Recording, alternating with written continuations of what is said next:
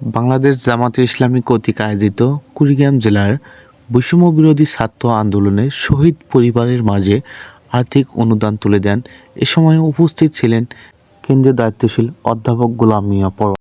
সত্য ঘটনা দিয়েই তাকে 100 বার ফাঁসি দেওয়া হবে। বর্তমান সরকার মানবতা বিরোধী অপরাধের ট্রাইব্যুনাল গঠন করেছে। সেই ট্রাইব্যুনালে ইনশাআল্লাহ বিচার হবে।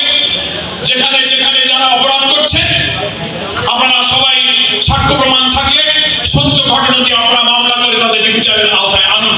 আমি আপনাদের সকলকে ধন্যবাদ জানিয়ে আজকে যারা কথা শুনলেন তাদের প্রতি কৃতজ্ঞতা জানিয়ে সাংবাদিক বন্ধু সুধীবৃন্দ এবং সকল দলের নেতৃবৃন্দের প্রতি আবার শুভেচ্ছা জানিয়ে আমি আমার বক্তব্য এখানেই শেষ করছি।